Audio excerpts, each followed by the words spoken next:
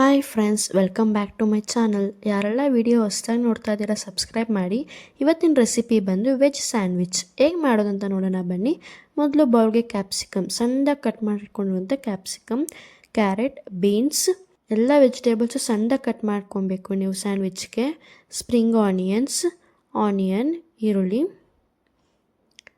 ಹಸಿರು ಮೆಣಸಿನ್ಕಾಯಿ, ರುಚಿಗೆ ತಕ್ಕಷ್ಟು ಉಪ್ಪು, red chilli powder, garam masala powder, veg mayonnaise. ನಾನಿಲ್ಲಿ ಡಾಕ್ಟರ್ ಓಟ್ಕರ್ ವೆಜ್ ಮಯೋನೀಸ್ನ ಯೂಸ್ ಮಾಡಿದ್ದೀನಿ. ನೀವು ಯಾವುದೇ ವೆಜ್ ಮಯೋನೀಸ್ ಕೂಡ ಯೂಸ್ ಮಾಡ್ಬೋದು ಇದಕ್ಕೆ. Veg mayonnaise is the main ingredient ಈ ಸ್ಯಾಂಡ್ವಿಚ್ಗೆ. ನಂತರ ಟೊಮೆಟೊ ಕೆಚಪ್ ಸ್ವಲ್ಪ ಹಾಕ್ಕೊಳ್ಳೋಣ. ಪಿಜ್ಜಾ ಹೊರಗೇನೋ ಸ್ಪ್ರಿಂಕಲ್ ಮಾಡ್ಕೊಳ್ಳೋಣ, ಟೇಸ್ಟ್ ಫ್ಲೇವರ್ ಬೇಕಲ್ಲ ಅದಕ್ಕೆ.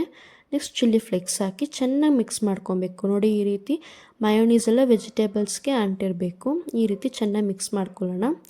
ಮಿಕ್ಸ್ ಮಾಡ್ಕೊಂಡಿದ ನಂತರ ಈಗ ಬ್ರೆಡ್ ಸ್ಲೈಸ್ಗೆ ಅಪ್ಲೈ ಮಾಡೋಣ. ನೋಡಿ, ಈ ರೀತಿ ಫುಲ್ ಕವರ್ ಆಗೋದು ರೀತಿ ಅಪ್ಲೈ ಮಾಡಬೇಕು. ಅಪ್ಲೈ ಮಾಡಿದ ನಂತರ ಇನ್ನೊಂದು ಬ್ರೆಡ್ ಸ್ಲೈಸ್ನ ಕವರ್ ಅಪ್ ಮಾಡಿ ಈಗ ಚೀಸ್ ಹಾಕೋಣ. ನಾನು ಯೂಸ್ ಮಾಡ್ತಿರೋದು ಅಮೂಲ್ ಚೀಸ್ ಸ್ಲೈಸ್ ಹಾಕಿ ಈಗ ನಾನು ಕುಕುಂಬರ್, ಆನಿಯನ್, ಟೊಮೆಟೊ ಸ್ಲೈಸಸ್ನ ಕಟ್ ಮಾಡಿ ಇಟ್ಕೊಂಡಿದ್ದೆ, ಅದನ್ನು ಈಗ ಪ್ಲೇಸ್ ಮಾಡೋಣ. ಇನ್ನೊಂದು ಬ್ರೆಡ್ ಸ್ಲೈಸ್ನ ಕವರ್ ಅಪ್ ಮಾಡೋಣ. ನಾನು 2 ಸ್ಯಾಂಡ್ವಿಚ್ ರೆಡಿ ಮಾಡ್ಕೊಂಡು ಮೇಲೆ ಬಟರ್ ಹಾಕಿ ಈಗ ತವಾನ ಹೀಟ್ ಅಪ್ ಮಾಡಿ ರೋಸ್ಟ್ ಮಾಡೋಣ. ನೋಡಿ, 2 ಸೈಡ್ಸು ರೋಸ್ಟ್ ಆಗಿದೆ. Veg sandwich ready.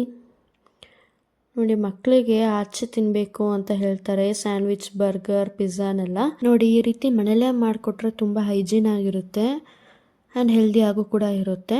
ಈ ರೆಸಿಪಿ ಇಷ್ಟ ಆಗಿದ್ದಲ್ಲಿ ಲೈಕ್ ಮಾಡಿ, ಕಮೆಂಟ್ ಮಾಡಿ, ಶೇರ್ ಮಾಡಿ, ಸಬ್ಸ್ಕ್ರೈಬ್ ಮಾಡೋದು ಮರಿಬೇಡಿ. Thank you friends.